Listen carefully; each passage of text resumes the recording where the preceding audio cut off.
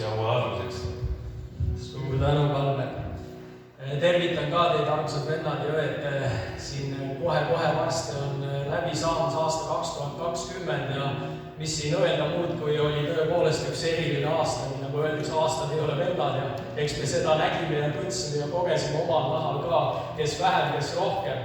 Aga nii nagu juba kuulsime ka Vello tunnistusest, et üks lepingu punktidest on see, et Jumal on ustav, mis tähendab, et sõltumata olukordadest ja kõigest sellest, mis meid ümbritseb, on Jumala üks lepingupunkt tõepoolest, et ta kannab meid läbi, sest see on üks tema tõotustest. Ja seda võiks öelda, on ta teinud imeliselt ka aastal 2020 koos teiega, armsad sõbrad.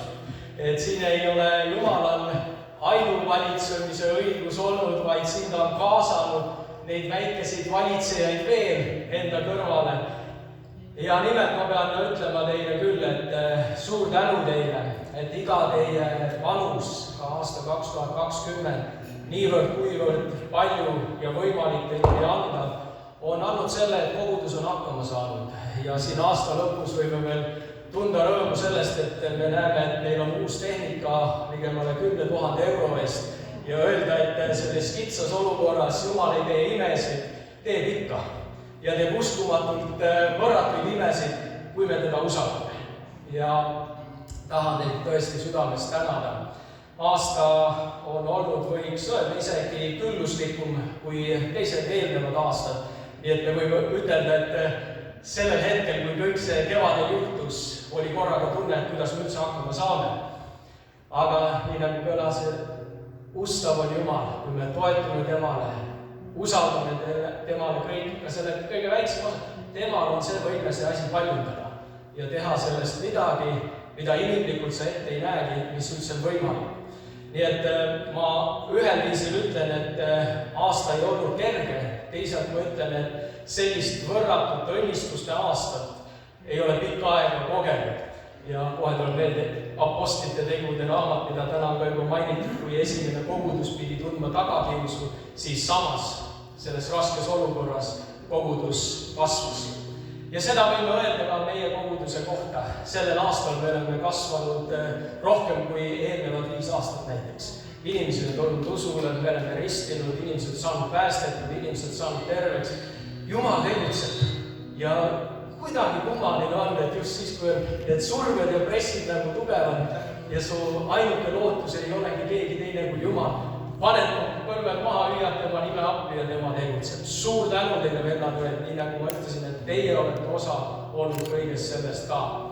Ja kui vaadata aastasse 2021, siis loomulikult siin meil on oma hooned, mis juba ühel viisil on, võiks öelda ühel viisil suur rikkus, teisalt alati väljakutse, et kui sul on oma maja, sa tead, seal on kogu aeg midagi, mis vajab tegemist ja eks meilgi on mõtted ja plaanid, et saaks selle maja väljast ka natukene ilusamaks ja kaunimaks ja soojemaks, et soojustada need. Sellel aastal oleme vahetanud juba ka hulka aknaid ja eks meil on veel päästeteenistuse ettekirjutusi siin vaja realiseerida ja korda teha. Aga ma usun täpselt samamoodi, nagu sellel aastal oli, et kui meie paneme oma osa, Jumal lisab sellele oma osa ja asjad saavad tehtud.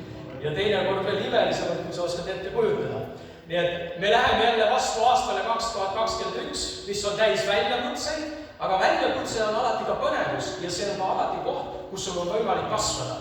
Kui kõik oleks nagu vanamoodi, siis sa jäädki nagu vanamoodi. Väljakutse alati viib sind ka edasi ja läbi raskuste sa alati midagi õpid. Inimene ei õpi kergetest olukordadest suurt midagi, pigem see, et ta mugavdub nende olukordadega. Aga alati, kui on väljakutse, see tõmbab sind ja ma leian, et kogudusel peaks alati olema väljakutse, alati väljakutse. Ja võime öelda, et sellel sügisel saime ka ühe nii-öelda, kui juba siin Palmer alustas sõnaga, et Jumal annab sulle selle maa-ala astu välja. Muhu saar, täna võime öelda, et on üks nendest kallitest saartest, kes on Saaremaa kõrval, kus vaimulik töö ka Nelikaare koguduse poolt on alguse saanud. Igal kolmapäeva õhtul tuleme kokku ja seal toimuvad Ellamaa külakeskuses vaimulikud koosolud. Aga siin on veel paiku küll ja küll. Nii et ma näen, et kogudusel on, kuhu liikuda, kuhu minna. Ja kui ma vaatan ja kuulan teid, kes te üles tõusete, siis ma ütlen, et see kogudus on tohutu rikas. millised töötegijad, millised sõnakuulutajad, evangelistid, õpetajad, karjased. Tohutu potentsiaal, vennad-õed on meil olemas siin paigas ja ma usun, et see ei ole antud meile niisama. Me oleme läkitanud läbi aastate töötegijaid väljapoole saart ja kui ma kuulen nendest, ikka ma kuulen head. Keegi on kuskil liitunud kellegi usukaaslastega, ta on aktiivselt tegutsemas seal. Ja teisalt me oleme alati saatnud õnnistusega välja need armsad töötegijad, lootuses, et Jumal lisab meile uusi ja täpselt nii see on. Meie läkitame, Jumal lisab uusi. Ja täna võime juba öelda, et need, kes on välja läkitatud ka, on vaikselt vaadanud uuesti tagasi sellele kodusaarele, kus on nende juured. Ja täna on juba nii mõnedki jõudnud tagasi siia, mis on jälle meile üks, kuidas öelda, hea võimalus anda noorematele töö ühel viisil üle. Ja 2021 saab olema ka selles aastas üks põnev aeg. See kogudus täitub 30 aastat, võiksime öelda üks väike juubel. Oleme mõelnud seda tähistada ka natukene suuremalt ehk kaasata kogu linna. Ja nüüd ma võin juba täna öelda siin ka teile, armsad vennad-õed, et meil on tulemas siia saarele üks võrratu perekond, keda Jumal on kasutanud juba mõned head aastad suuresti Mandrimaal, aga sellel suvel kolivad nad tagasi Saaremaale, õigemini kolivadki Saaremaale. Ja Simon ja Grete on tulemas meie keskele ja kui ma kõike seda natukene niimoodi kuulsin ja ette hakkasin valmistama, siis ma olin väga rõõmus, et ka minul on võimalik astuda järgnevaid samme liikudes Eestimaal ringi ja üleüldse. Ma näen tegelikult, kui palju on veel kohti, kuhu Jumala sõna ei ole jõudnud. Ja need kohad, keegi Jumal mees on öelnud, kohalik kogudus on selle maailma lootus. Kui seda ei ole, siis maailma pole ka lootust. See kogudus on üks lootusallikas, aga Simon saab sügisest 2021 juhtima seda sama Nelikaare kogudust, mis annab mulle võimaluse liikuda rohkemalt ringi ja aidata alustada uusi tööpunkte erinevates paikades. Ja EKK-l tervikuna on ikka see visioon rajada uusi eluandvaid kogudusi ja usukogukondi üle Eestimaa, aga ka väljapoole Eestit. Tegutseme ka Georgias, aitame sõpru ja see suvi ka läheme siit ühe missioonigrupiga sinna, nii et ma näen, kui suur ja lai on see tööpõld ja kui ma vaatan, milline potentsiaal on selles koguduses, siis ma ütlen, et sellel saarel on tohutu lootus veel, kogeda ühte vaimulikku ärkamist, ühte vaimutuuli puhumas üle selle saare ja ma näen ka koosolekuid, kus tõepoolest haiged saavad terveks ja kõik need asjad juhtuvad, mida me loeme Apostlite tegude raamatust. Aga kõiges selles Jumal ütleb, ma vajan sind, Tiiu, ma vajan sind, Velju, ma vajan sind, Agela. Teiega koos ma saan midagi teha. Sest teie olete minu käed, teie olete minu jalad, teie olete minu silmad, minu kõrvad. Aga ma olen tõotud, ma olen koos teie, ma olen ustav. Nii et meil, vennad-õed, on ühel viisil palju tööd ees.